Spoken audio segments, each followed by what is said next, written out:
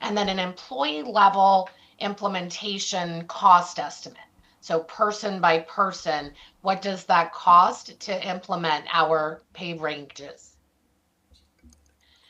The reason the organization develops or updates a job and pay framework is to ultimately ensure that the village manager has good guidance when making pay decisions. So that's whether he is posting a position outside the organization and Merlene is trying to recruit talent to come to Tequesta, or an existing employee is being promoted from within. So we want to make sure that the organization has up-to-date current pay information.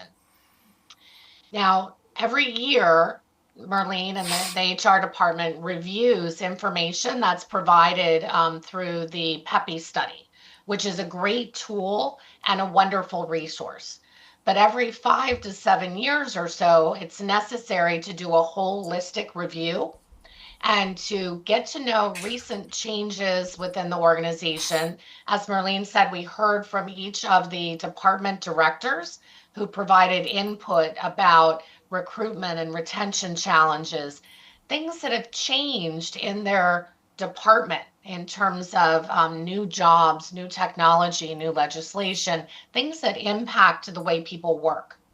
So getting that updated information was really important because that helped us to confirm the internal job alignment before we then turned our attention to the outside. Now, there's many things that you can survey when you're looking at labor market data.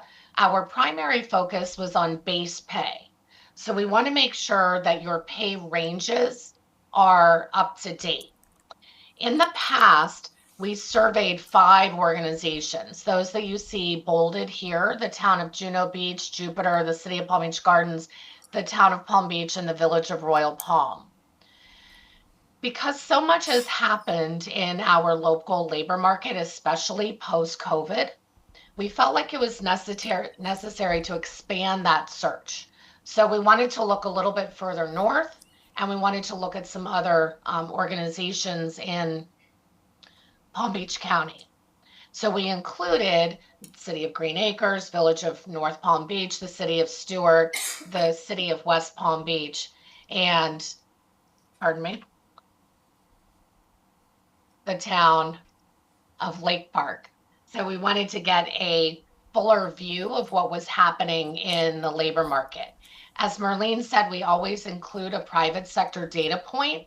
Many of the skill sets of individuals that you employ, the jobs that you have are similar to those, not only in other towns or villages or cities, but in the public sector, but also in the private sector. So if there were 10 responses to a job, the private sector data point would be point number 11. So it doesn't unduly influence one way or another the overall pay structure, but it does allow us to check and keep an eye on changes that occur in the private sector. I know this is a lot of numbers, and I'm not sure how close your screens are to for you to view, but let me just orient you from a color perspective. Over on the left-hand side in the green columns, that's the 2025 market data. So we surveyed for pay range information, minimum, midpoint, and maximum. And what you see is a summary of all of the benchmark market data by grade level. So if you'll notice on the right-hand side where the peachy color columns begin, you see the column called grade. So each job title is assigned a grade number, and then we survey the labor market for benchmark jobs in each grade to find out what the value is of those actual jobs. What are pay ranges? What are those others being paid for similar positions? So the market data is summarized on the left. In the middle there, in the clear columns, you have your current min, midpoint, and maximum. That's your current pay structure, the one that is periodically updated using the PEPI survey. And then on the far right-hand side, you've got the grade, the proposed min, mid, and max in the peach columns. And on the far right, That's the midpoint change from your current midpoint to the proposed midpoint. So the good news is that your current practice of periodically shifting your pay ranges has helped to move your current pay ranges closer to the current market value.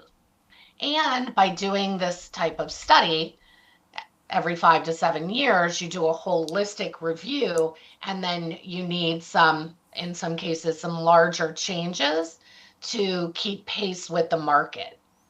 So, contrary to popular belief, the labor market does not change at a consistent percentage for every single job. So I know we hear a lot about that in the media about, oh, the average pay change was 3%, or organizations have shifted their pay ranges or given cost of living adjustments, and it's a set percentage that everyone gets that all is applied to all jobs.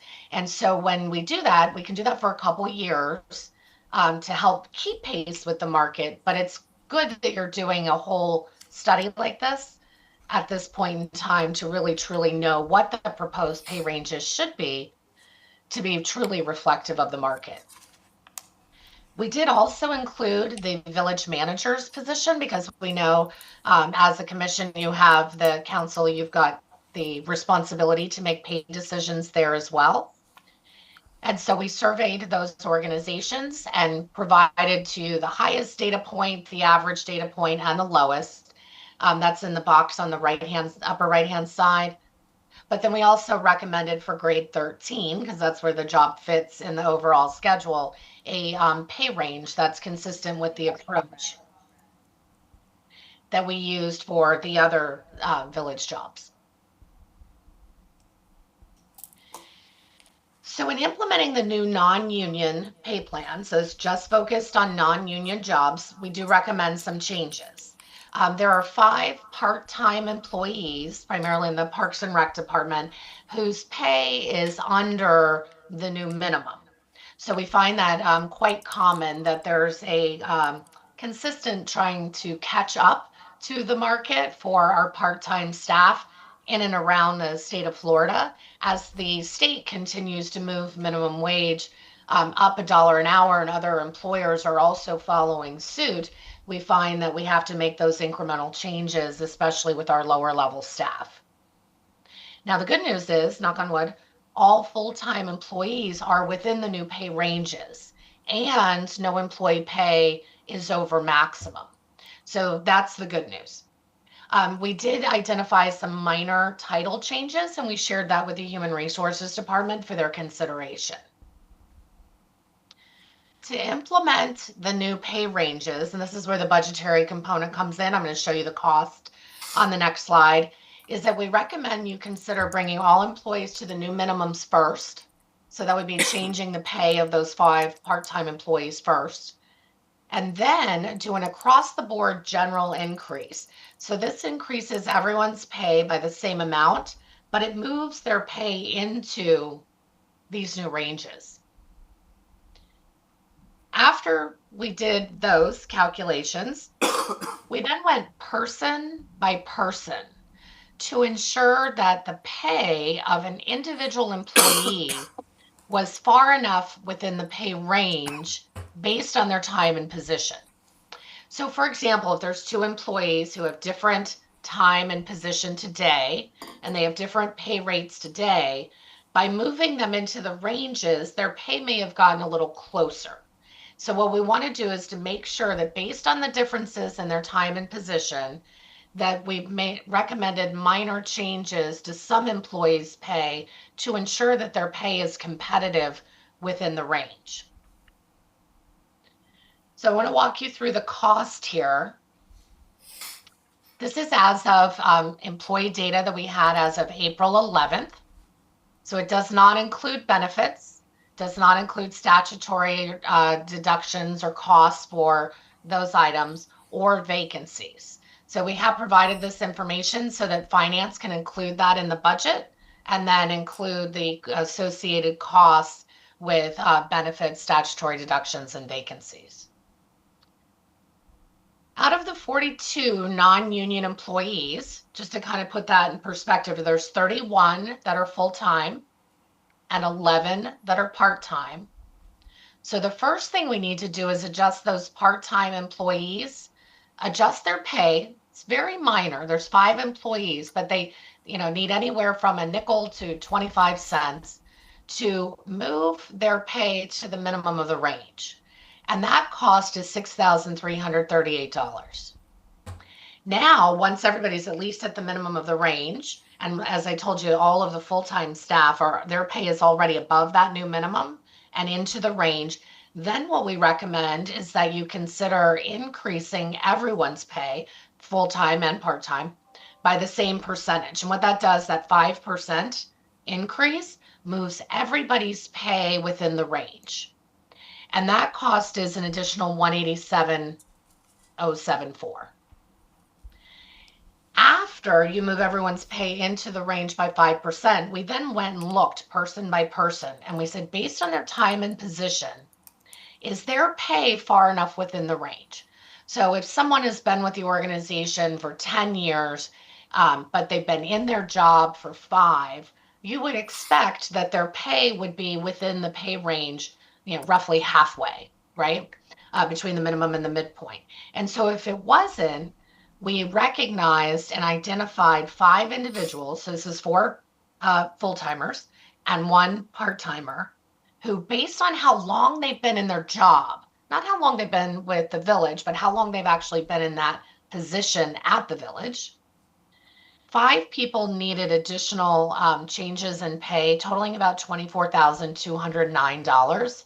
And again, the amounts vary. They can be relatively small, a few $100s to a few $1,000s. This ensures not only that your structure is competitive, the minimum and the maximum, the pay structure, but also the employee's pay. So every person, every full-time and part-time person, that their pay is far enough within the range. So we only identified 5 people that needed those additional equity adjustments, which means the other 37 people their pay is far enough within their range. Their pay is competitive compared to the market. So as I said to Merlene, great job. Continue to keep the structure updated and to make those sorts of investments in employee pay, and then do this holistic study again every 5 to 7 years to really level set and make sure that everyone is paid competitively. I know you need this information for your budget, so that total cost is $217,483. We've provided under separate cover the market analysis report, the grade order list with the proposed pay ranges, that implementation plan and cost analysis. We've already updated management, your department heads who had provided that input in the beginning about jobs that they were having trouble recruiting for, or jobs that they've been having trouble retaining. We did give them a preview so that they knew, kind of close the loop on that communication of what we found with our study results. And then here tonight with you all as you make these important budget decisions. I realized I did not take a break during that entire presentation, and I am happy to go back to any slide and answer any question. I can't see you, so Merlene, I'm going to rely on you to identify if people have questions. Merlene, do you have anything else to add? No, that's pretty much it. And Jeremy, we work as a team. Yeah, I mean, I think it's starting with, I told Merlene when I first saw this, I think she's done a very good job of really trying to stay within the market and try to be competitive every year we look at these. We spend a couple hours going through every position, so kind of justifies that. And then obviously having a third party looking at this, that helps. If we do this every 5 to 7 years, I think it's good. So, I think I was pleasantly surprised that, we were aligned and we didn't have to make any major adjustments. All right, council, open up for questions, discussion. Have any questions necessarily. No, I really don't. I mean, it makes sense. And it sounds like we've done a good job keeping as many employees within the competitive ranges as we can. And we go through this similar study, the company I work for, and this just happens sometimes. You got to catch some people up. So I get it. No questions. I mean, the 9% are really high. I guess my question is for Jeremy, with the non-union employees, I mean, do we have a serious issue where we can't keep them, or is there morale issues? So the equity adjustments, so there were some ranges that were changed 9%. That doesn't mean that the employee's necessarily getting 9%. So we moved the range to make sure that when we're recruiting or the retention, so we move those ranges to make sure that when we do recruit somebody, it's gonna fall within that. But most of these employees are already closer to the midpoint. So while you see the range change 9%, doesn't mean an employee's getting a 9% increase just because the range does. So most of the employees, as long as they still fell within the range and close enough to the midpoint, there's no adjustment being made. Like she said, there was only, I think, 5 part-time people and 4 full-time people that were not close enough. And I'll use a couple examples. We had some employees, one that's been here 18 years, another one's been here 19 years. They were on the very low side of that new range, and so those are the ones that are getting the equity adjustment because they've been here longer. They should be closer to the high side of the range. So, but it's not a 9% increase. It's, I think it was an additional 2%, which is what we've typically done year to year with Merlene and I. When we've been off, we try to work 2% additional on top of what we're giving all non-union, and so it's a slow bite of the apple. And so you're seeing a 9% change, but that is not what those 5 employees are getting.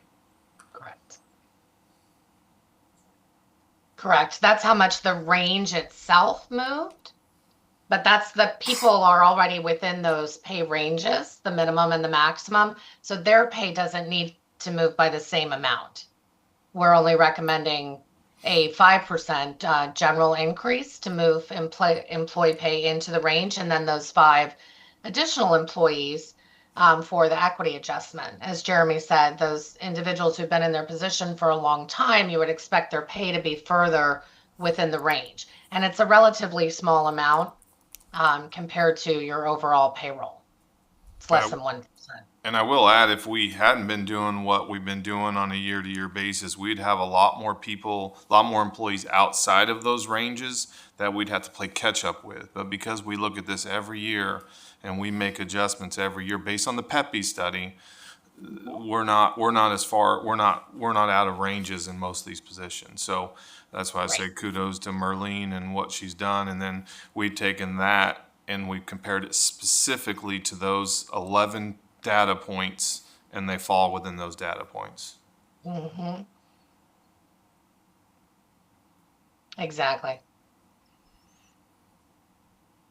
Thank you for all the work, Marlene, and also to the team of consultants.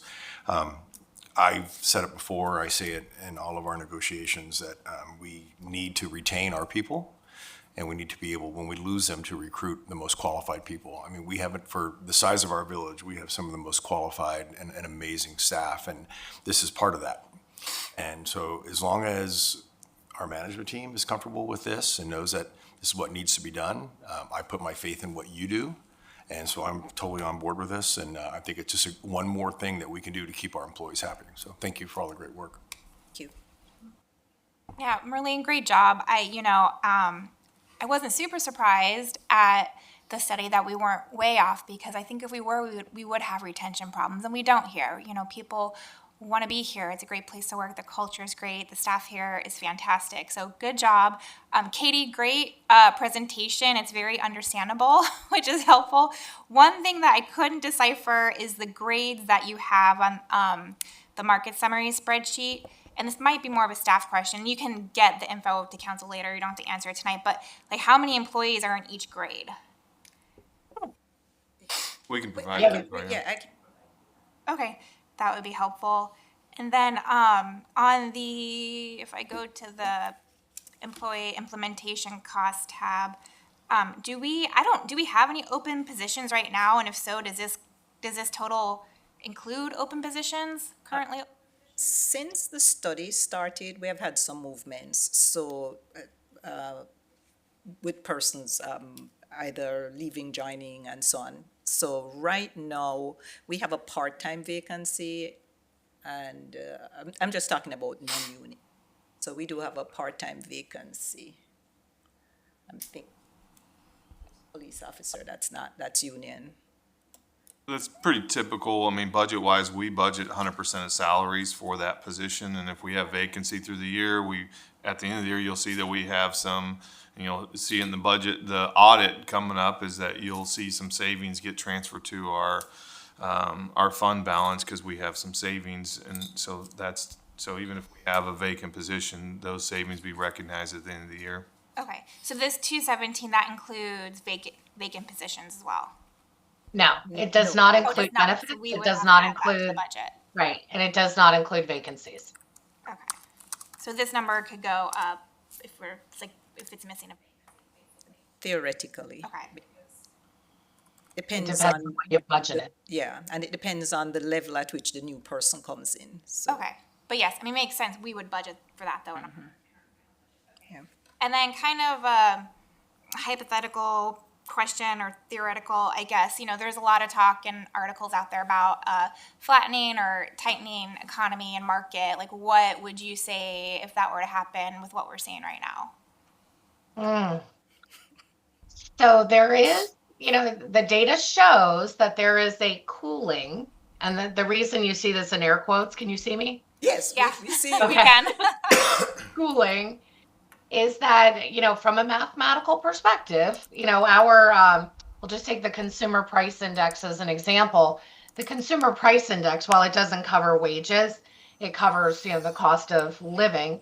Obviously, we saw a huge spike for about an 18-month period due to changes in energy costs primarily, and rent and groceries, but things have started to come down. So that's on what's happening with the cost of living on this side. So that is cooling. But in the last 24 to 36 months, we have seen the largest increase in public sector compensation, almost like a market correction. And so we saw that for years, the change in pay for public sector staff had always sort of been at or behind the cost of living. And so we did see that number go up at the same time that the consumer price index went up as well. That is also cooling, but it's not getting cold. And it's definitely above where it's been for like the 30 years prior to 2022, 2023, and 2024. So we're not seeing a huge, especially locally, reduction in the investment in employee costs. It is a tad lower than it was where it spiked, but it's still not down to that 3% number that was so common. I mean, we almost didn't even need to look at surveys. We're just like, 3%, shift your ranges, shift your employee pay. Everybody's doing it. You'll be fine. That used to be the recommendation. Now we're still seeing a lot of volatility, a lot of movement, a lot of people retiring, a lot of new people coming in. So there's that change in wages. And I wish I had a crystal ball, but frankly, I don't see it stopping. Okay, great. No, thank you. That was helpful. Okay, any other council questions or comments? I have none. Any public comment? Oh, all right. Thank you, Marlene and Katie. Appreciate it. Thank you so much. Enjoy the rest of your meeting. Thank you. All right, on to agenda item 2, discussion on mobility plan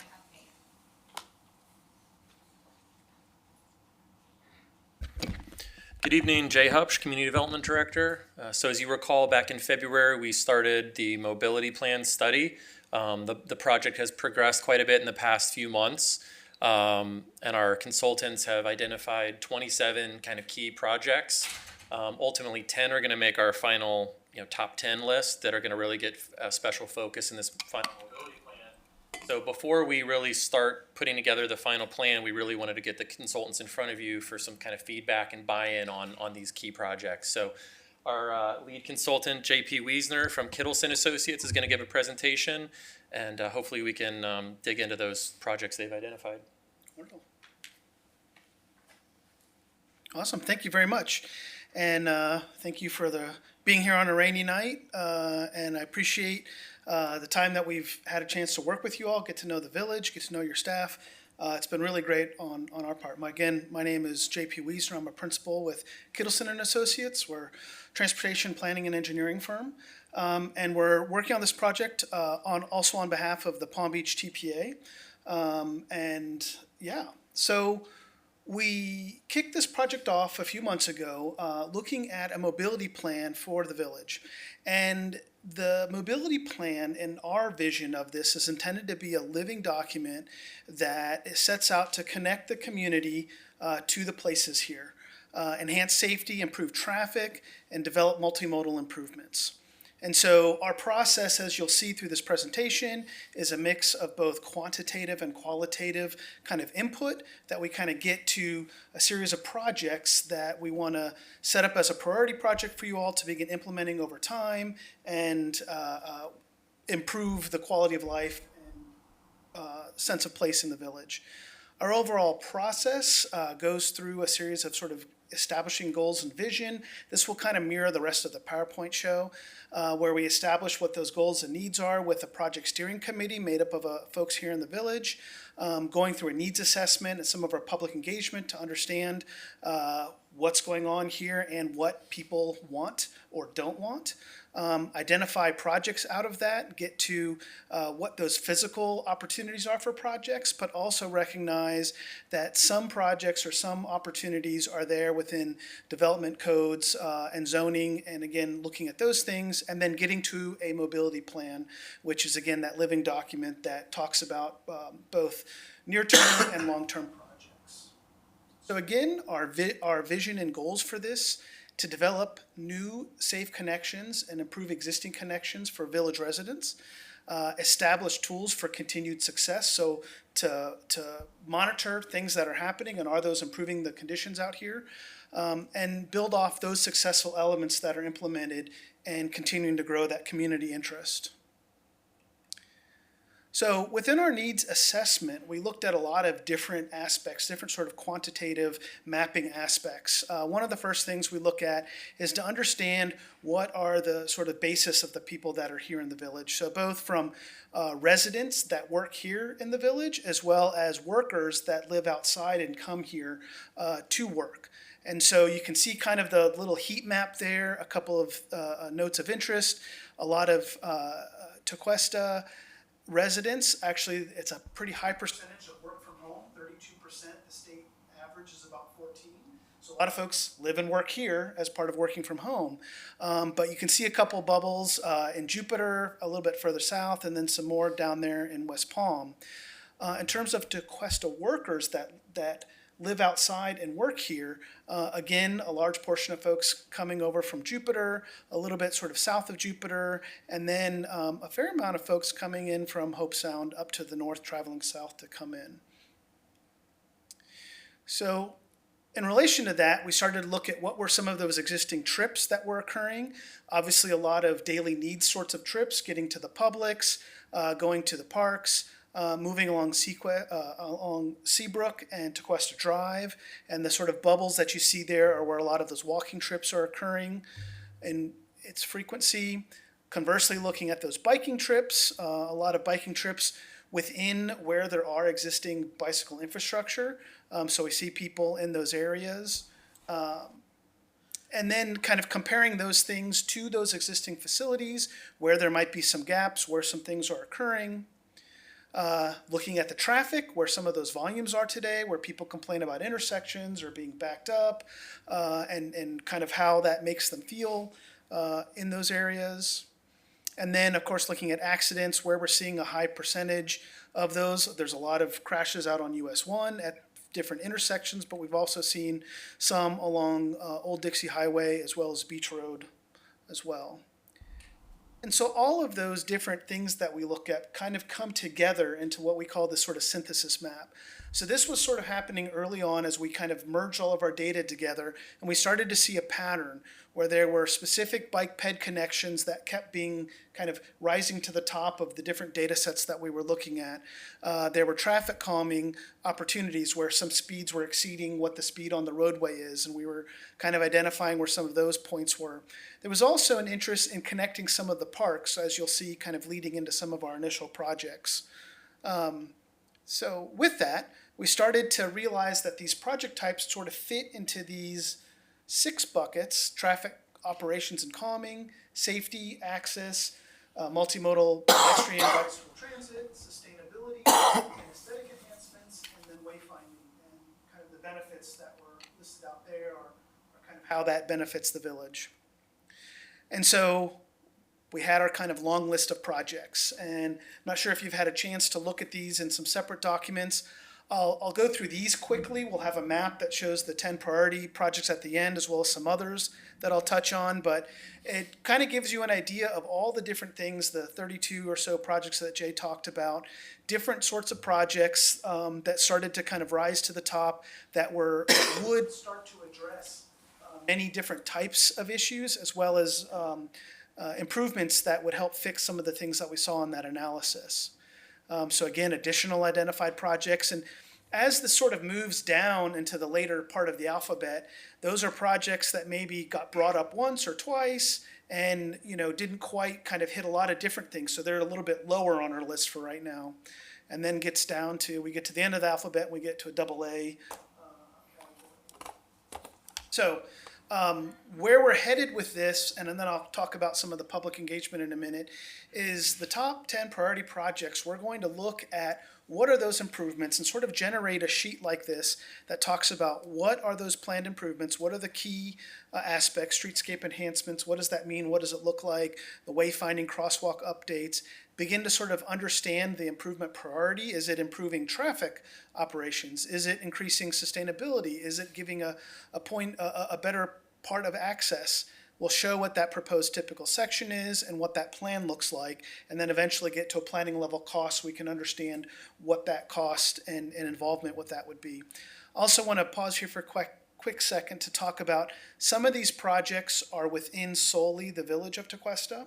Some of these include overlap with the county. Some of them include overlap with FDOT or with the town of Jupiter. So we're also taking that into consideration. If there's a project that's going to need cooperation, we'll sort of understand that complication of the project. Another example is our sort of Parks Connector Trail, again, sort of showing it in a graphic way that starts to connect the ocean to the river, and looking at how maybe multiple projects may tie into that. So we're also looking at spot treatments that might be some intersection improvements, but those would be connected with a bigger overarching project. We might look at those in different kinds of phases over time.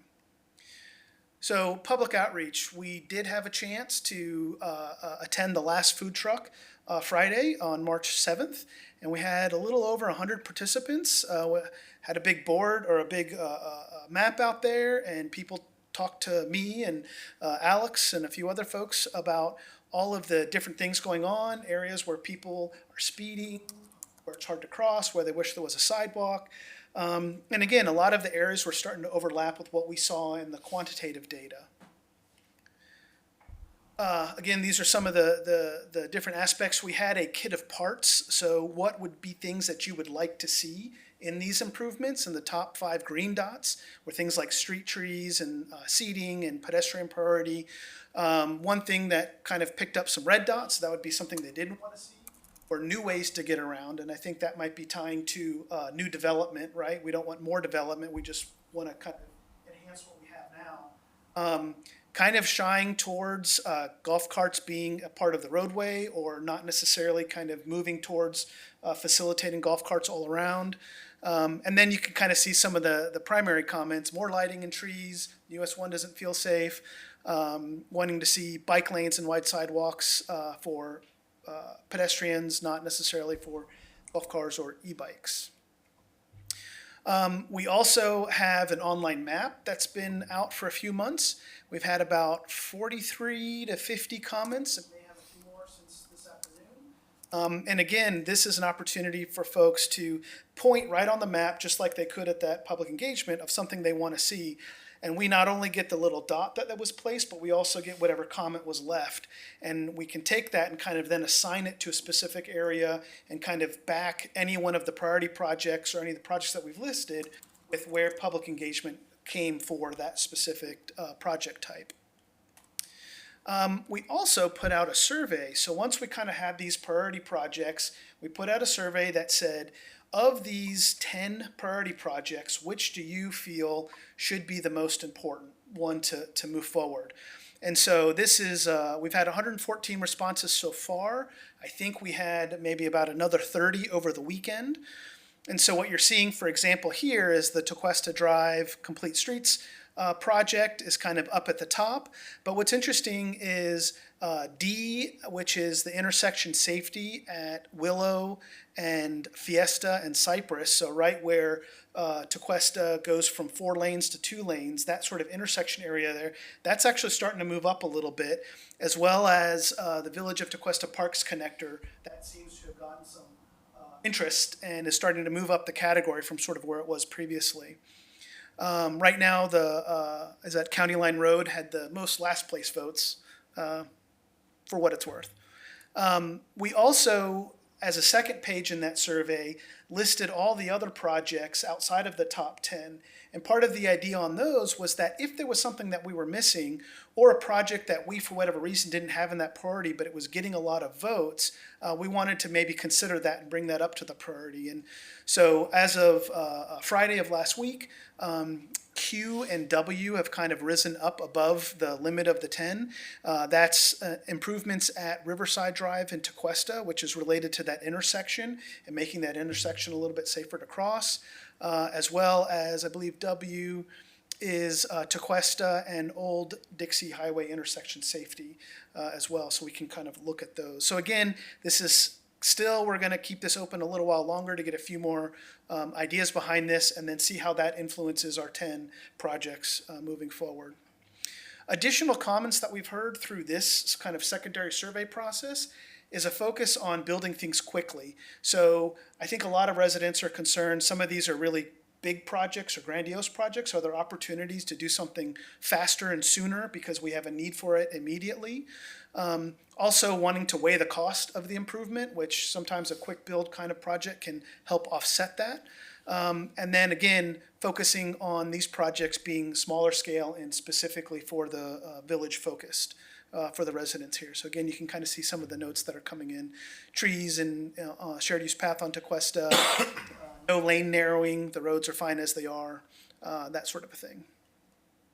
So kind of getting into the wrap up here, some of the initial non-sort of physical projects are looking at some of the policy improvements. And again, this is sort of a living document aspect.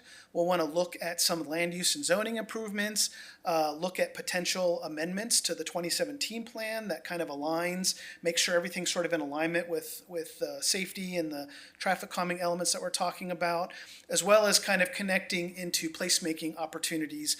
Some of the parks you have going in, kind of building off of the success of Remembrance Park and its future phases to allow for some opportunities for mid-block crossings, as well as other locations like along Old Dixie with the linear park, formalizing those into some parks and things like that.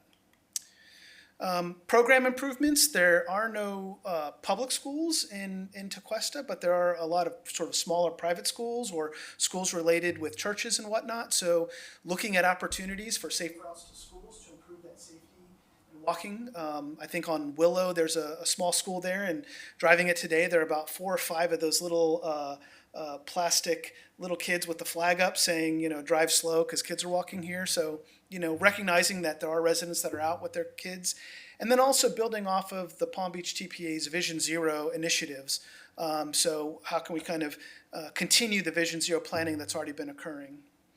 And again, looking at golf carts initiatives, identifying sort of safe, low-speed connections that support that, as well as continue to grow the e-bike safety initiatives, focusing on education and enforcement as key aspects of understanding where and how and when to use those. And then finally, getting to this implementation plan. So what are some of those quick build resource and ideas? We've developed quick build guides for other cities, where we sort of show what are the sort of kit of parts that are used, what are those costs, and how do those kind of come together to form a project quickly, and what are those opportunities for that. As well as begin on some of the larger projects to identify them and start to build in a sort of tracking metrics, which was something that the TPA wanted to see out of this project, was an opportunity to say when these things are improved, whether it's bicycle facilities or sidewalk facilities or other safety upgrades, we can start to track how much better we're making it in that way. And then lastly, kind of this overall toolbox of traffic calming. What are different elements that can be done, not just in these initial set of projects, like for instance, Willow Drive, a traffic calming on Willow Drive, but if in a few years another group of residents come and they want a traffic calming project, what are the kit of parts that are available for them to sort of implement something into the future? And then, of course, all of this kind of revolves around funding. I know you guys are talking about your budget today. We'll take all the extra funding that you have available to do these awesome projects. But, again, looking at how we secure and identify funding. So what are those opportunities with federal agencies, with state agencies, with the county, with the TPA and others to get other earmarked funds for different projects? How do we kind of use the mobility plan to say this is what we're planning and this is what we're thinking about? And that kind of helps get on the table. And then moving through the different coordination and processes to design it and then implement it. So that was a lot, I know, kind of catching up on all those things. But I kind of ended on this slide for the kind of top 10 projects as they are right now. And thank you very much for listening and any questions. Thank you. All right, council, open it up for discussion. I guess I'll start with, what are you looking from us? Our thoughts on the top 10? Yeah, so I think a really important part of this is because there's a lot of interagency coordination that will eventually be needed, because you guys are obviously talking about your budget, what are opportunities to fund some of these things. I think your knowledge of this, but also your leadership of understanding how the mobility vision kind of fits into all of this and kind of moving forward for that. Some of these projects, as we get closer to planning level cost estimates, it's probably going to need some outside funding sources as well. So being knowledgeable about that. And if in part of that is identifying some of these and saying this is really important, or this is what I've heard from constituents, or this is something that is really meaningful to the village, it's good for us to hear that too, so we can kind of imbue that in us moving forward.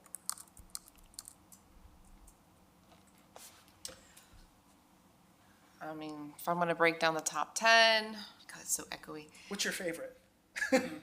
I've been here a while now.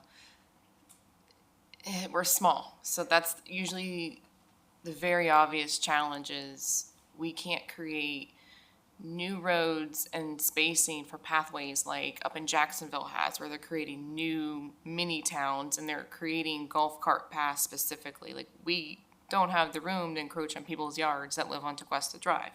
So that's just an obvious issue.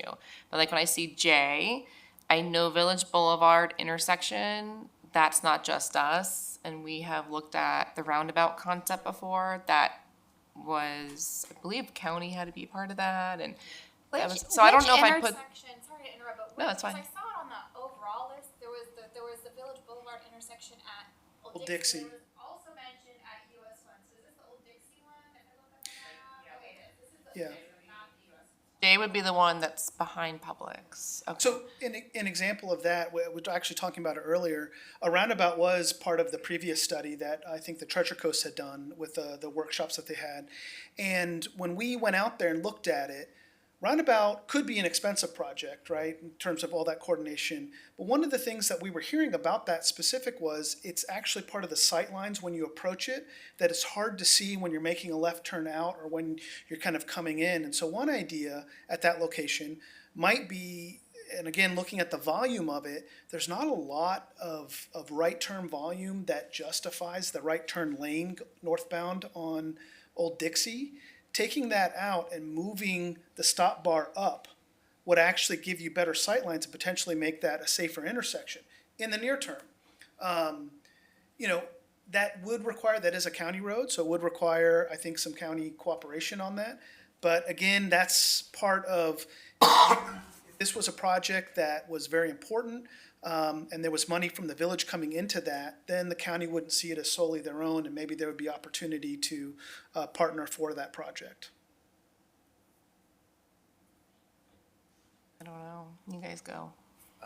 Thank you for the presentation and your team for a great job done. H, the county line pedestrian, what does that include? So the idea behind that was to basically, I think it's on the south side of that, at least, to have a wider sidewalk kind of from US 1 to sort of the village, kind of the village residents that live on that north side. That is, and then it would also connect kind of that residential over to the east to Tequesta Park, and then the idea in the overall picture is to get it to Dixie, and then a way to kind of travel south down there. So part of that was an overall connection. Again, County Line Road is an interesting situation. I think you've got the village, you've got the county, and you've got Martin County too, because it runs right down the middle of the road there. So we were kind of thinking focusing it on the south side, because that's the Palm Beach County side of things. But that was the idea of the project. Okay. And the F, the Tequesta Parks Connector Trail, what does that look like? So that one is something that's kind of bubbling up to the surface. It involves maybe a sequence of a couple of different projects, sort of all included within that. The idea there was something that connected the county park, and I'm not remembering the name. Jackson, yeah. Down along the roadway, potentially on the, if you're going north on the road, it's on the east side of the street where there's no sidewalk today. That would come down around through there and connect to what would be the phase 2 and phase 3 of Remembrance Park. And then through there, down Seabrook, along Tequesta, and again, these would be on a shared use path type of condition, eventually getting you down part of Old Dixie, and then over to the lighthouse, and then to Beach Road, to the parks on the beach side. So it would be sort of a overarching, large, big trail that would kind of connect the neighborhoods to the beach. So it's a sidewalk. Yeah. A wide, yeah, like a shared use path, so a wider sidewalk. And on the 8 to north and up towards county line, we're in the unincorporated area there. Where does that terminate? What does that go to?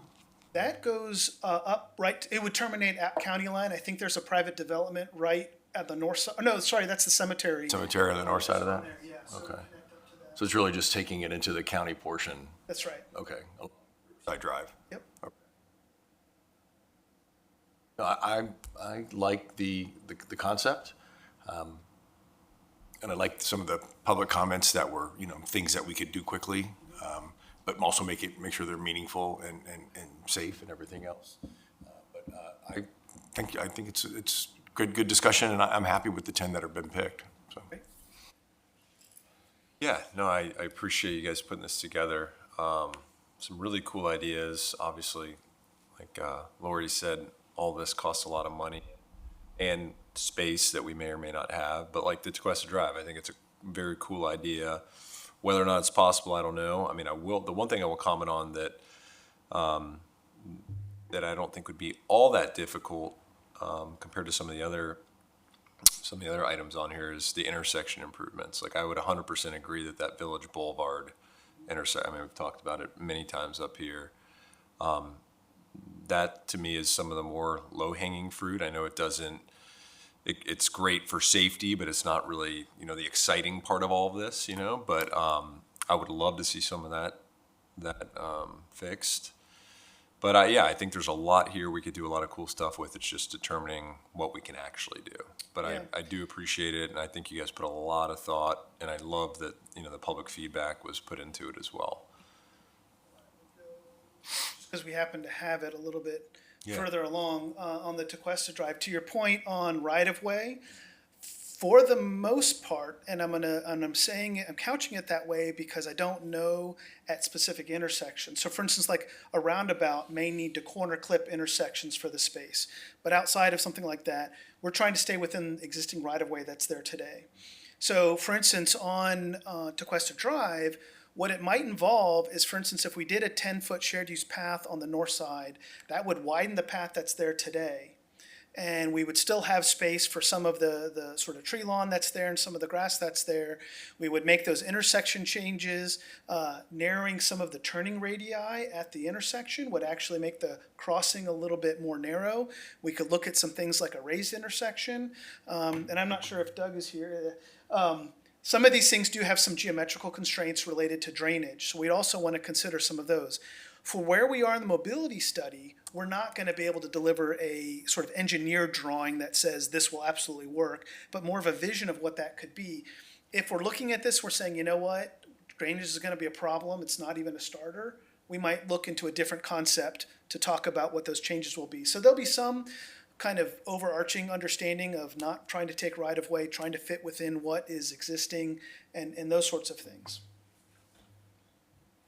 In the shared use, the shared paths, shared by walkers and bikes, or So where do golf carts come into play? Because something I've always hoped we could find is how do we get somebody from the back of the country club up to Gallery Grill, keep them off the street so they can have that, maybe it's coming through the trail, maybe it's utilizing the park part of it. I don't know, but how do we Yeah. get a golf cart from the back of the country club to Gallery Grill? That's a great question. Generally, the shared use path is for bicyclists and pedestrians. The width of the golf cart, combined if you're looking at two-way traffic or anything like that, it gets a little sketchy.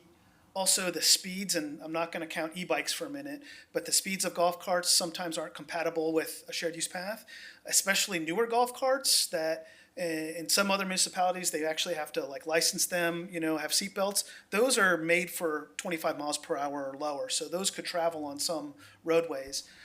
Generally, we're not thinking the golf carts would be on those shared use paths, and part of that would be signage and enforcement and that sort of a thing. So those would travel on safer streets, on slower speed streets. Can I just jump in on this one? Sure. So we are working on a little bit of a side project on low-speed vehicles, right? So golf carts can only go 25 miles per hour. They cannot get across the bridge, right? Low-speed vehicles can get up to 35 miles per hour, and they're pretty similar to a golf cart, right? They're just fitted with, a license plate, lights, things like that. They're a little bit safer. So we are trying to do a little, Meg and I are doing a little side project where we want to put together a low-speed vehicle connections map that will show people where they can take their low-speed vehicles. Perfect. And I think people can take them currently right now more than they realize. So we do want to kind of put a map together that shows people that, and then kind of do a little bit of an educational thing because they can share the road with the vehicles and not have to get on that shared use path. Okay, thank you. A couple questions. Last time I looked at the map on our website, it was over the weekend. There was 44 comments, I believe, if I was reading it correctly. Like when I pull, you could make a list of the comments versus putting it on the map. Okay, we got one more over the weekend. We had 43 on this one on Friday. Oh, okay. So yes, you received one more, and then you said 100 participants at the food truck. Did you say how many have responded to the survey so far? We had 114, and that was a Friday, and I think, should you say another 30? 130, so another 15 over the weekend or so, 16. And how much longer are we taking citizen input on these map? 2 more weeks. Okay, I think, it's as much as we could advertise that, I think, the more data we can get back from the residents, the better, because, that total over 6,100 isn't that much, and we do really need to weigh heavily what we are hearing from the people that have responded. It's hard for me to even rank the projects right now, not understanding the feasibility or true necessity right now. I would hate for you to waste time even looking at a project if it's not feasible or necessary, where there's, statements of traffic calming or speeding. I mean, do we have data from TPD that yes, there is excessive speeding, consistent speeding here, or yes, this intersection has had a lot of accidents? We know Bridge Road and Old Dixie is one of them, but what about the rest? So I can't necessarily rank them right now or give you that kind of constructive feedback until I have a clearer understanding of the necessity and feasibility, because I think the residents are going to tell us what they want, and it's our job to vet it and make sure it's feasible, and then hopefully some of these will come to life, and we're being fiscally responsible with it as well. So I can give you some high-level comments on some of the projects with my thoughts. I do want to say, you mentioned in the survey, I think there's a plan to track metrics if something is implemented, which is fantastic. I've asked for that on the US 1 complete streets. I have brought it up several times because I drive US 1 a lot. I'm sure a lot of people in here do, and it's hard. You don't see a lot of people using the bike lane, so it's hard to see if that was successful. I think some of the narrative for the complete street on US 1 was it would bring, more foot traffic to the businesses. Well, has that happened? We have no idea. So that would be great to have some tracking metrics. I will say quickly, at least on the crashes and some of the speeding items, we do have information from what's called Signal 4 data and other information that we can get through GIS that tells us that. And so as part of our quantitative analysis that led to some of these initial projects kind of floating up to the surface, those were based off of facts. So we do have that. And then as we've gotten sort of the qualitative ask folks about it, those have lined up quite a bit. Bridge Road intersection, that's number 2 right now because of I think there was a fatality there. But other accidents, whether they're fender benders or whatever, we can look and see what kind of accidents they were. If they're speed related, then we know there's a speeding issue. If it's, a left turn or whatever, we understand kind of what's happening that's causing that, which is leading us to at least those initial set of projects. So there is some backing behind that, and I'm happy to show you more. And also, failed to mention, we did an interview with Lieutenant Blanc over here to kind of get their input. He's been involved in the process, so there's been some back and forth about where there are issues. I will say, I feel pretty confident that Willow Road is a street that does have speeding. We heard from so many people that it's even if there's not data, it's just substantiated by firsthand accounts. The other thing I'll say, at least for the US 1 bike lanes, is we got a lot of feedback about the US 1 bike lanes and whether or not they were effective. I will say that most residents that we talk to do not believe in their effectiveness. Yeah, and so then we go to do a complete street on Tequesta Drive, and are we going to get the same? Well, it wasn't effective on US 1. Why would it be effective on Tequesta Drive? I personally think it would be. I mean, I use bike on Tequesta Drive all the time myself. And there's different reasons, right? There's things that weren't done on US 1 that could have made it feel safer, and just striping alone doesn't do that. And so related to that, someone doesn't feel any safer being on it, therefore they're not going to use it any more than they would have before. Plus the drive speed is lower, of course, so there's those things to take into account. And then I'm hoping for a little more innovative ideas, which it sounds like you're probably still marching down that path with the low speed vehicle connection map. I was surprised that golf carts received the most red dots, but it sounds like you are still looking at some other things that aren't here, because some of the projects is stuff we already have known about for a while, or they're on our Treasure Coast Regional Planning Council Master Corridor plan. So I hope that you're looking at those, not reinventing the wheel, and you can use that as your baseline to see if those projects were feasible. But it does sound like you're kind of maybe working on some other ideas. And then I don't know if this was part of your scope, but I was hoping to see some ideas for connectivity,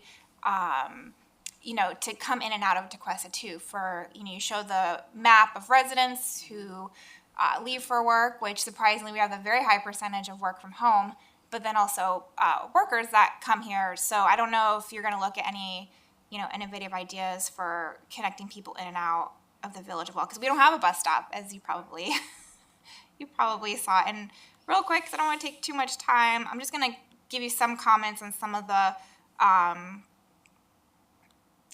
these. That the Parks connector that the Vice Mayor brought up, it was missing Tequesta Park. So I don't know if you'd want to add that into the mix, or Yeah, there was a Nope.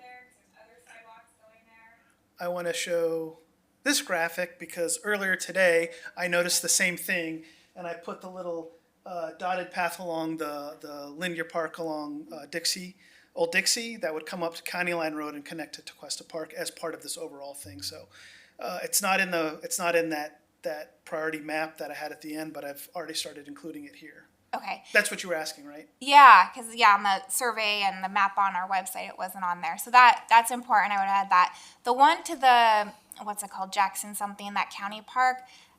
There's not much at that park. I've ridden my bike there. You can go walk around.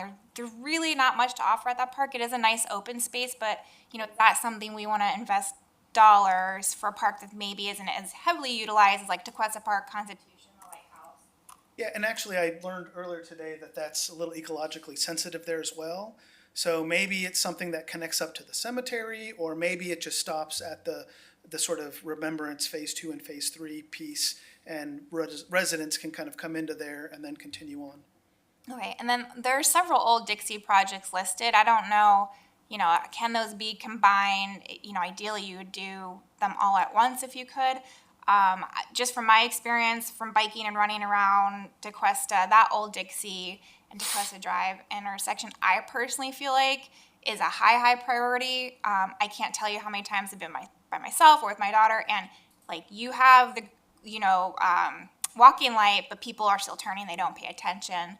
So any more, delineators or whatever, I do feel like just from my experience, that one's a high priority. And I want to say on that, we're sort of balancing a line of projects that could be done but not necessarily anchored by something bigger. So that, like for instance, Bridge Road, the intersection there, we probably want to have a project that can be implemented sooner than if we need to get the county to cooperate on other things kind of in a different part on Old Dixie.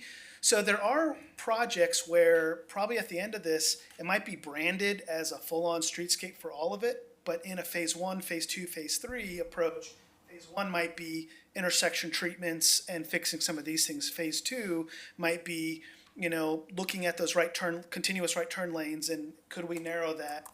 Phase 3 might be over by kind of where the linear trail sort of stops in front of the gas tank there. Shifting the road, putting a chicane in the road that gives enough space for a sidewalk to continue on that side. That might be something, because that's going to require a bit of a road reconstruction to shift over. That might be longer term, but it's part of this overall kind of change to the roadway. So we're kind of looking at it in two different ways, but we don't want that to then preclude the ability to get something done that needs to be happening in a near term. Okay, and then the Bridge Road, the whole street project, it was in the top 10, but it was in the overall list. I don't know where that is ranking now, but that one, in my opinion, we should hold on doing anything. The intersection of Old Dixie, I think that could be progressed, but the whole street, I feel like we should wait till we know what's going to happen to the development to the north before we even touch that or anything there. So if that starts to creep up, with more survey results coming in, just keep that in mind. And otherwise, just generally, I would focus on the ones that would have the most impact, most residents use, like the highest impact projects to me would be, top of the list. Great. That was a lot. My apologies. Thank you. Any other comments or questions? I have none. Thank you. All right, any public comment? Oh,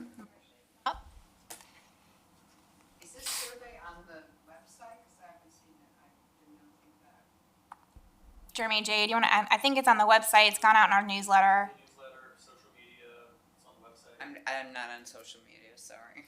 So Good is for it you. on Tequesta.org? Okay, I'll look for it. We can email it to you. On the Jackson thing, that's really not a park. It's a natural area, and it is extremely sensitive. So I would try to keep that under the radar. Yep. Okay, Mr. Bradford?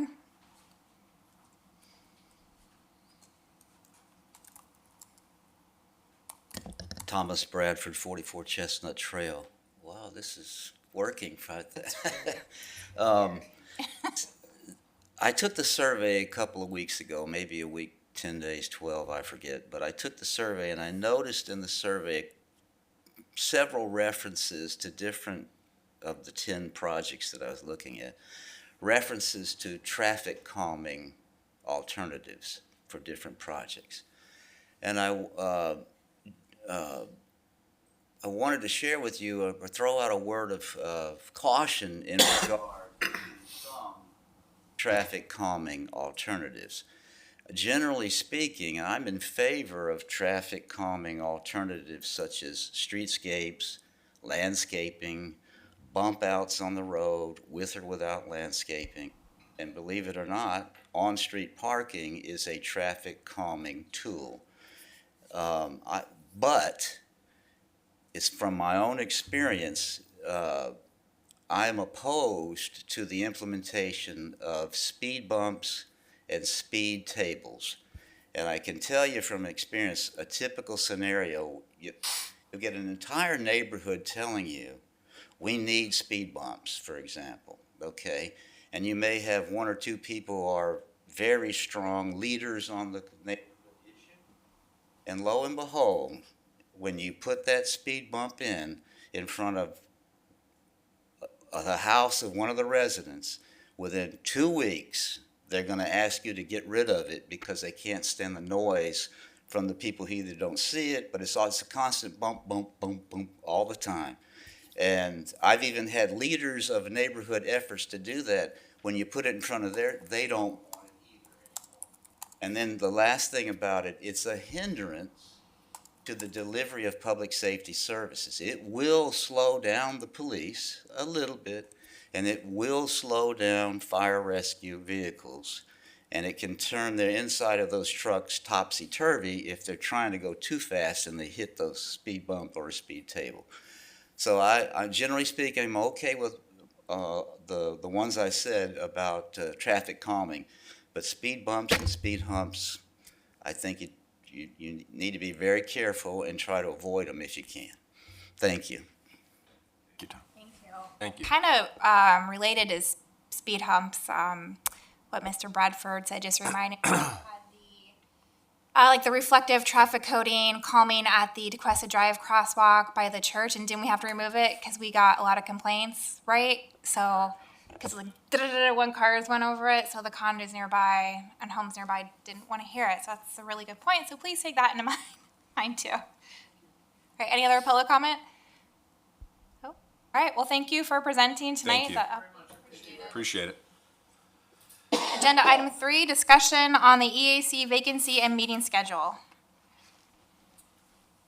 Thank you, Mayor. At the previous meeting in May, Mr. French brought up the comment as we were talking about filling a vacancy about moving the EAC to a 5-man committee through attrition, moving the meeting time to 6 p.m. and meeting to every other month. At that time, that was not part of the agenda item, was not part of the discussion, so council agreed to move that discussion to a workshop. And so tonight we have that on your agenda. We have reposted the position, still have not got any takers for it. And so in your backup, you have other EAC resolutions and some other hopefully valuable backup information for discussion tonight. Thank you, Jeremy. All right, council, open up for discussion. I missed our last council meeting where this was brought up, but I would defer to Mr. Freeze as the chair of the EAC and his memo of May 20th saying that continue to advertise it. So they've never had a problem reaching a quorum, and I don't have a huge concern outside the village to fill that because it looks like it may be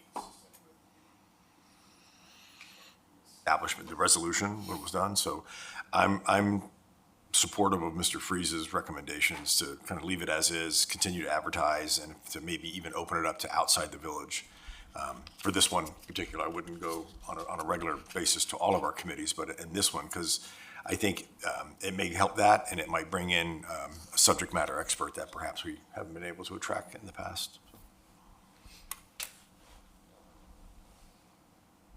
I'll go next. And first of all, I want to say how, I'm very thankful for all of our current and past EAC members. So, my opinion does not diminish the great work that they've done to date, but I would be in favor of reducing the committee members to 5 and doing the cadence to every other month. I think a big part of it is when they were created, there was more of a need because we did not have in-house staff that could vet some of this stuff, and now we do with Jay and Meg. So things have changed since the EAC was created, which is, to me, another reason to maybe make some of the changes, because we do have important boards such as our pension board and our P&Z that we have hard time filling, and those are maybe a little bit more higher priority to fill sometimes because they're doing a need for the village with, the pension and planning and zoning recommendations to us for development, which are really important matters.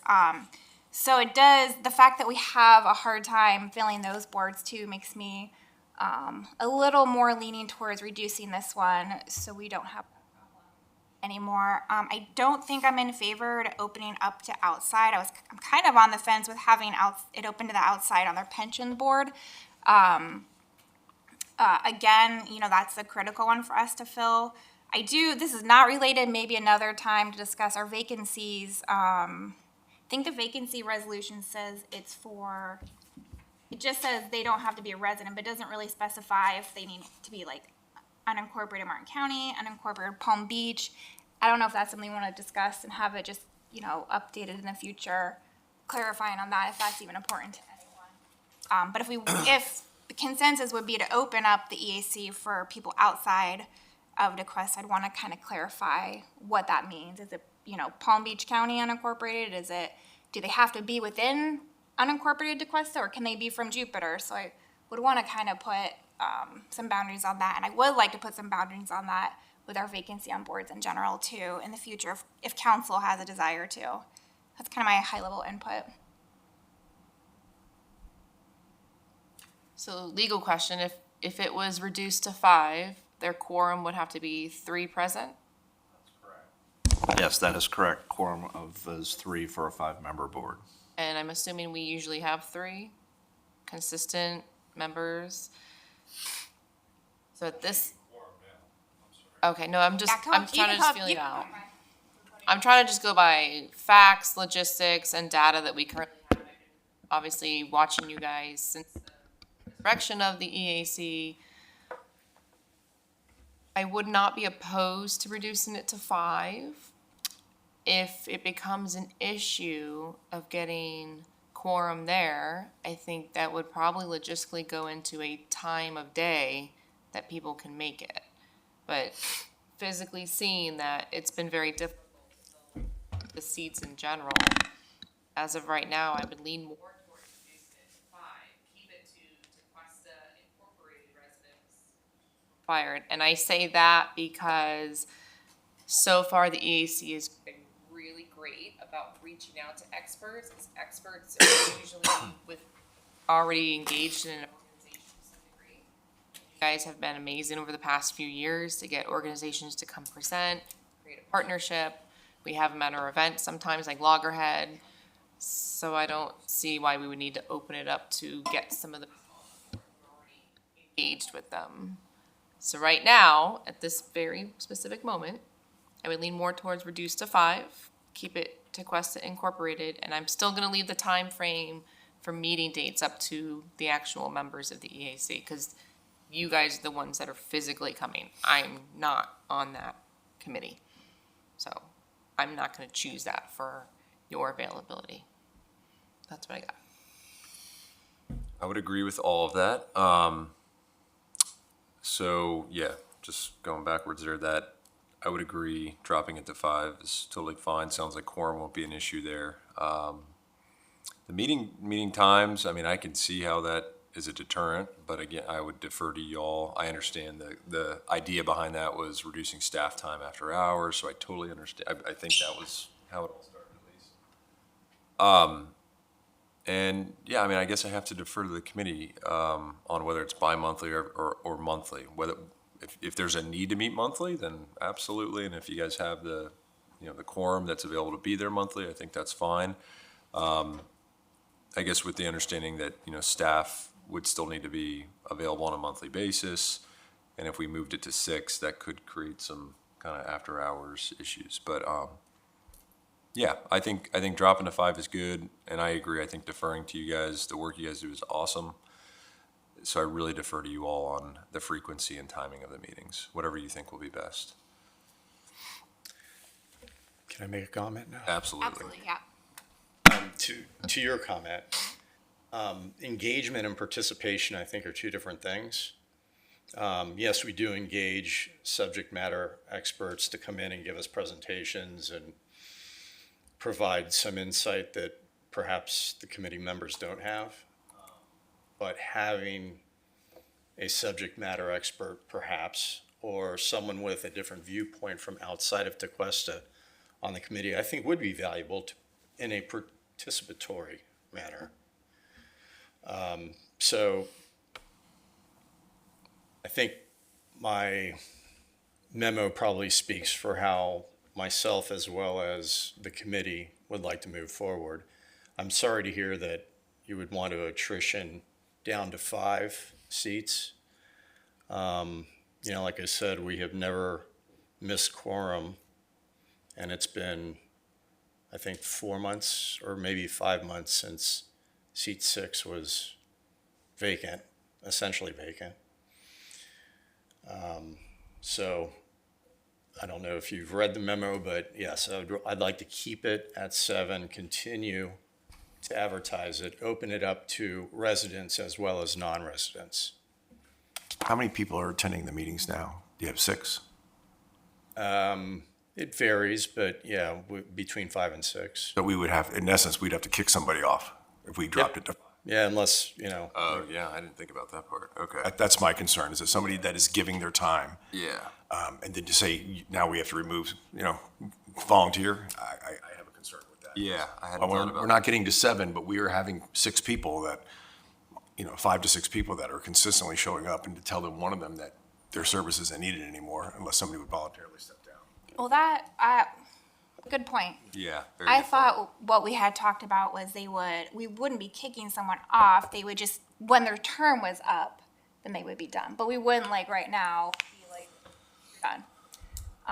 Again, very thankful for everyone's service, past and current members. But correct me if I'm wrong, is that not the intention? Yeah, that was the intent, is that right now you'd go down to a 6-man board. If somebody else stood up from their seat or couldn't fulfill their obligation, then you would consider 5. So we would not be getting rid of anybody. No one would be removed from the board. It would just be through attrition. But if that person wanted to renew and reapply, then we would Keep tell it them still that. going. What you have to do now is you'd have to amend the resolution to say 6-person. When you got to that point, you would amend the resolution again to say it's a 5-person board. So, you're not removing anybody. You can let them, you may have 6-member board for, the remainder of time and keep it that way. But if there is a problem again of trying to fill that spot, then you would have that same conversation. So I would say your motion or your action would be moving it down to a 6-member board, not a 5 at this point. And I'm sorry, Keith. I have a couple things.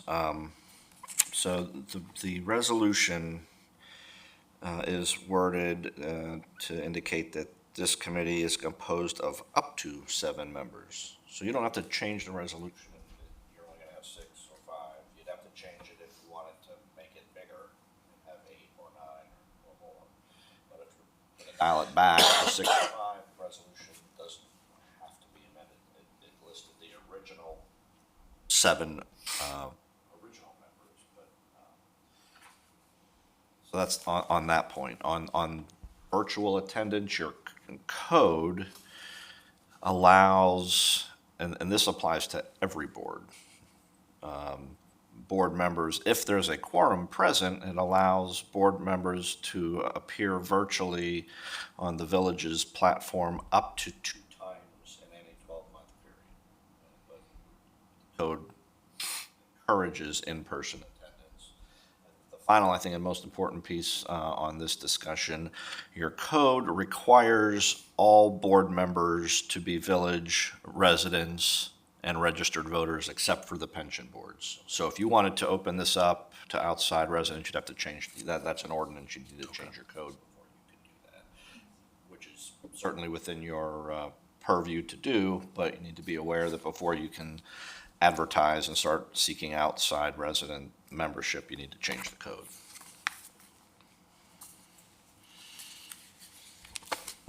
Okay, so what, I don't know if, since we made our comments, if anyone's mind has changed, but what I think I heard was there was consensus to reduce it to 5, six, and then 5 if it gets to that point, but leave the cadence as suggested in Brad's memo. I'm not in favor of reducing it, but because we can go up to 7, it can, if I understand what council said, we can operate at 5 or 6. I mean, why would we change something that can operate at 5? Why would we make it a change? I don't understand why we're doing that. If it can operate at 4, 5, 6, or 7, up to 7, why are we changing something that doesn't need to be changed? My concern I stated was that we have a hard time filling P&Z and pension board seats sometimes, and I just didn't, at the time when the EAC was created, we did not have in-house staff assisting with a lot of this. So I think the need for 7 isn't quite there as it was when it was originally created. And it really goes back to, again, like filling those vacancies on the other boards as well. Because we have a hard time filling, many of our boards. So that was kind of where, my head was at with that. I think somebody is called to the EAC based on that's their passion or their interest, or they want to get involved. Just like a P&Z is going to have a qualification for P&Z and the pension board. I started out on the pension board because law enforcement background. That's the only reason they asked me to do it. So there's different reasons for getting involved. I'm not supportive of changing it, but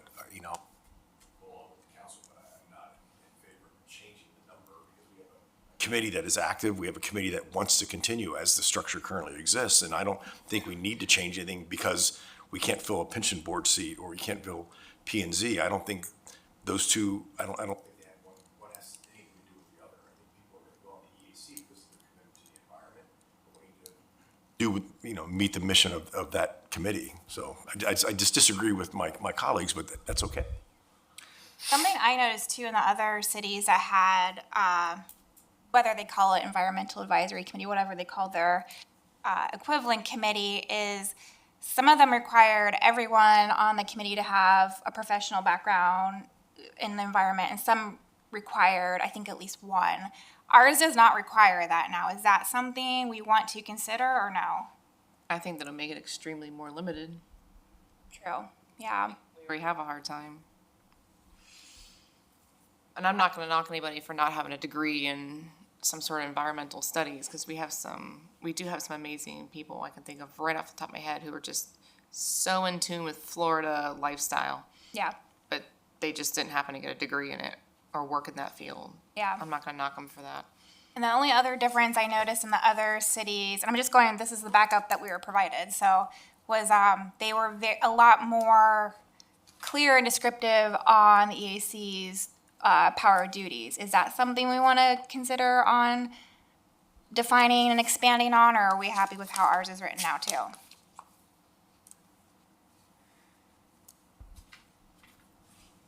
I'm happy how it is now. I think the system is working. We're down. But I think if we look back at the history of all of our committees, I think we've probably been down one before. So I'm happy with what we're doing. I think it's the committee is extremely committed and the individuals are committed, and I don't see the need to make any change at this time. Okay, so we know Rick's vice mayor's opinion. You had said you were good for reducing it. But I might change it. That's what I'm saying. I know I'm not rushing because I know we're in a workshop. But after hearing the attorney and the fact that it's worded as up to 7, I'd say let's leave it at 7 for now. I still would like to keep it at Tequesta residents for now. But the fact that it does say up to 7, you say you do have great I know it's in the memo, but just, I wanted to hear it from the horse's mouth, like, you physically see people coming. Just see how it goes, keep it at 7, but we might have to revisit it if we have issues, but again, things are changing. Oh, you know what I want to ask? Legally, do we have an age limit? Like, is it 18 and up? Well, by virtue of having to be a registered voter and you're. So 18 and up. Okay. So I almost wonder if we could take maybe one more angle that I don't think we've done is reach out to like the local college, and because I know you have to be present for 6 or half the meetings. There's a percentage of the meetings you have to be present for. So maybe we could reach out to some of the younger demographic when they're in town for the holidays and whatnot, and we can make sure that they're here for those and get them involved. Yeah. Especially if they're there, like, studying marine biology, or maybe we can think outside the box of where to find another person of a different, even age demographic. Yeah. Yeah, I'm sorry. You go ahead. I'm kind of gonna change my tune a little bit here based on. Yeah, I agree. I don't know if there's any changes that really need to be made. The only thing I would say, unless we absolutely have to go outside, which I don't think we really know at this point, I'd love to keep it inside the village. Not to say you can't care about the environment if you live in Jupiter, down the road, but until that's an absolute necessity, I don't think we need to look at that. That's just my opinion. But I agree, it doesn't look like we really need to make changes, seeing though it's up to 7, and I'm reading the memo again right now, and it sounds like everything's working just fine. So, yeah, go ahead, Mr. Price. No, I was just, to your comment before, that was something that we raised at one of our committee meetings to discuss, perhaps even going into high schools, but I think we had found out that it had to be 18 or over. So then, yes, therein lies the problem. If you just keep it within Tequesta and the residents within Tequesta, we have a great, Palm Beach State Community College that, we could draw experience from these students that are in tracks of study that are in the environment. We're missing out on that because it's only Tequesta residents. Maybe it's not the time right now, but I think eventually it could be. Adding insight, specialized environmental information that these subject matter experts would have, I think would benefit the committee.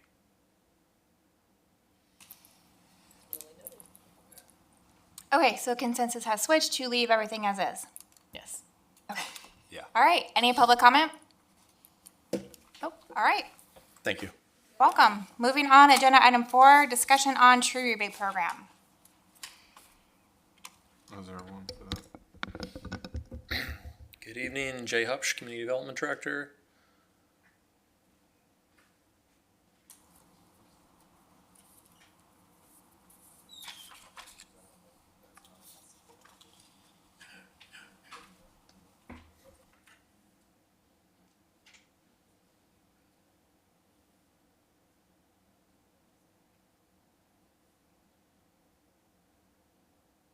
Oh, it's up there, yeah.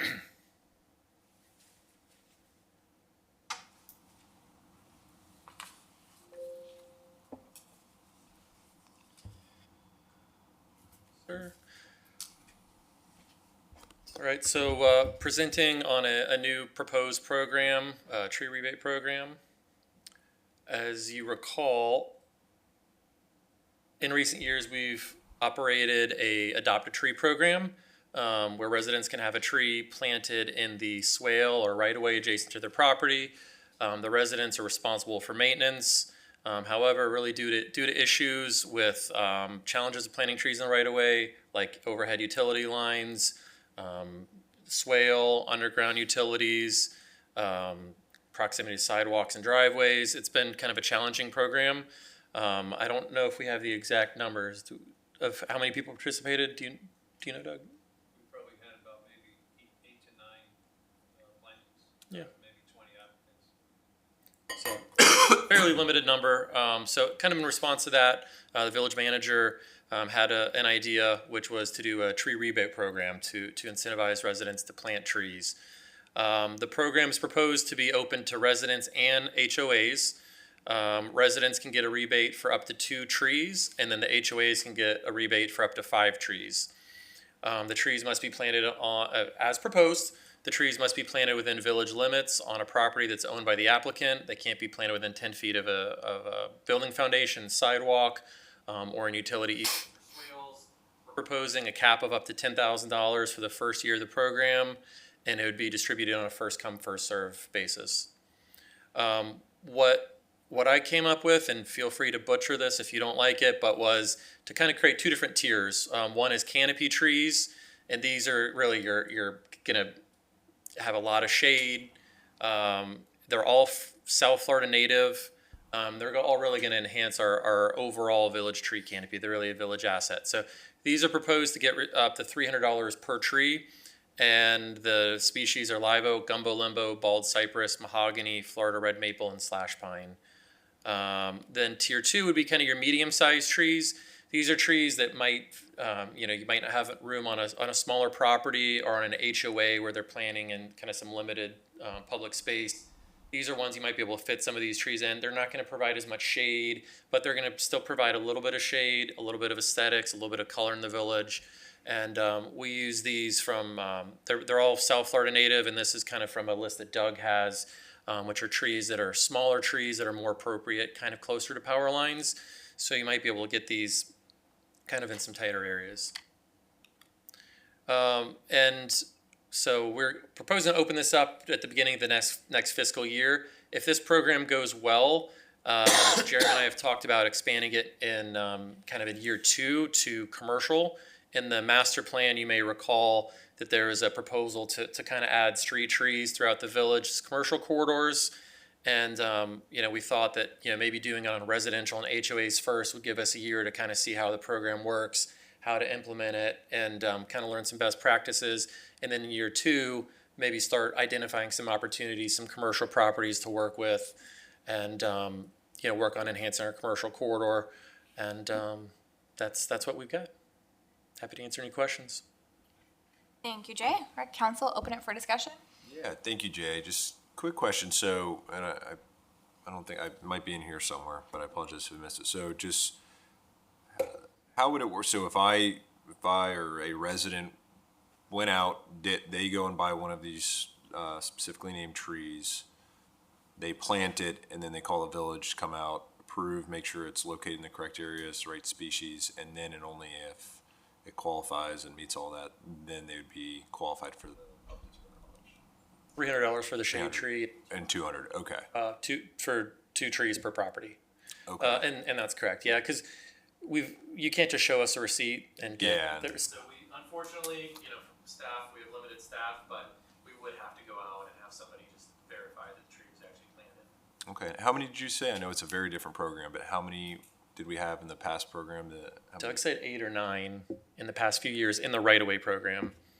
That's And I think you said 20. that's over a 2-year period. So we had 8 or 9. I think even there's probably more than that have inquired, but knowing where the trees were going to be, we told them it'd be hard because we knew we were having like the water line replacement, put in. Yeah. This is I think a better option. We have $7,500 that we have budgeted for the tree enhancement for this adopt-a tree. So, it's possible if council, is all on consensus, we can go ahead and start this program, but just knowing that this will be part of the next year's budget as well. Okay. No, okay, so trees may not be planted within 10 feet of any, but as long as you or a resident follows these, I think, 3 guidelines, doesn't matter where they put it on their property as long as they comply with that, I think And there's a certain caliper requirement too, so they've got to do a 3-inch caliper, so you're not coming and putting up like a sapling. okay. No, I think it's great. I think more people will probably try to utilize this program the way it's written now. So, good job. Thanks.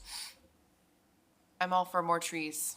I'm literally working on that project we started last year with my family, where we take temperatures and shade and sunny areas, and literally already this year in early May, we have a 40-degree difference between shaded and non-shaded dirt. Not even a hard surface, but dirt. So the more trees we can find to put anywhere, I'm all for it.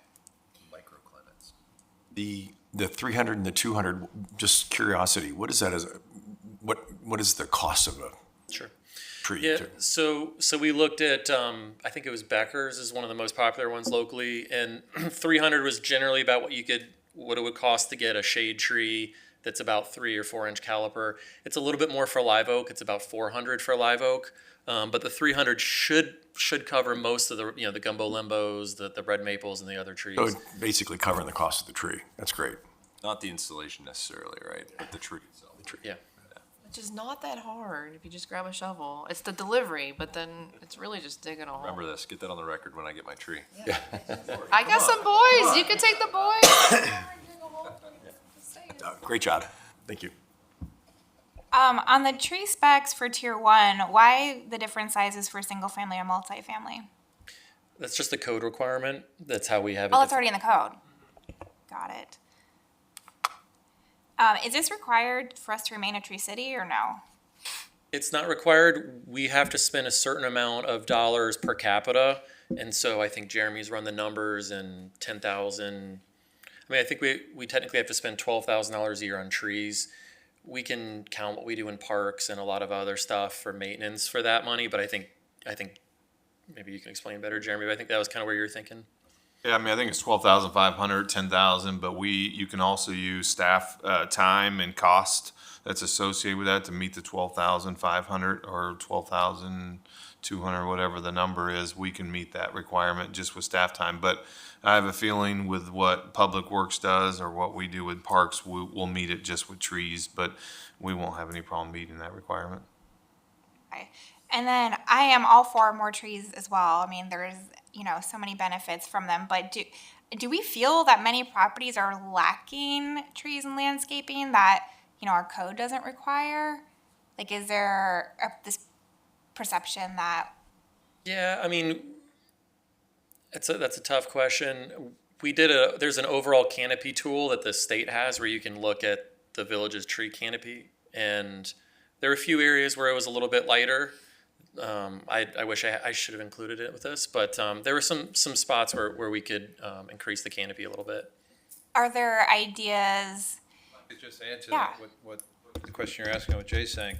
A lot of those applicants that we had to turn away, if we could just move it 2 feet onto their property, they could have gone. But we don't plant on private property. Right. Could have Okay. had potentially 20 trees planted. Okay. Those areas on the map where you said there's gaps, is there any way for us to try to focus or incentivize those people even more? I think if we're not getting much participation in it, we could probably target specific neighborhoods and target specific areas or even HOAs. I think Jeremy's already said he's had interest from HOAs on this, so I think we'll get some strong interest from them. Okay, and the only thing I definitely want to see this come to life, but considering that we haven't gone through our even our first budget workshop yet, we still have our corridor enhancing the tree canopy on our corridor projects that aren't done. We did the first phase right last year. So does this money need to go towards those projects first, and do we open this after we finish our corridor tree canopy plans? Or I guess just from is this, fine to add and we can still move those projects forward too, or should we prioritize them? No, I think we're talking about going from one budget year to the next. We're talking about an increase of $2,500 to increase it. The tree canopy that we started 2 years ago, we did phase 1 with Tequesta Drive. Phase 2 of that was supposed to be the other, where we're going to basically just started the water main project process. That's supposed to be phase 2. So that we don't have that budgeted until 27. So it's really 2 years away. This year, what we did is we did Remembrance Park. We planted like 90 trees out there. So that was like every year trying to do and we'll have some discussions about phase 2 of Remembrance Park. and maybe that's the tree part that we do this next year, but, we're gonna do some trees every year, and this won't have any effect on that. Okay, yeah, then that was my if there's competing interests, I would want to focus on our, main corridor, finishing those tree canopy efforts first. If, like I said, if it kind of became an issue, but otherwise, no, this is great. I think it's a great program to start. Okay, any other comments or questions? Great, any public comment? Just a little concerned that if I go by and I buy a tree and I put it in and then I expect the money back and I don't get it. So I would say shore up the, where somebody is interested in doing this and you do it up front rather than I put the tree in and then, oh no, it's not a live oak or something. You know what I'm saying? That you've got to have a procedure where everybody knows that they're going to get the reimbursement. Okay, maybe Jake can speak on that. That's a great point. We can probably try and make it so that you apply and get allocated a certain amount of money for it before you go buy the tree, but then you don't get rebated until after you actually install it and buy it. That way people aren't going out and buying a tree and then, oh, we just hit our $10,000 and there's none left. So that's a great point. We'll look into that. Okay, any other public comment? Nope.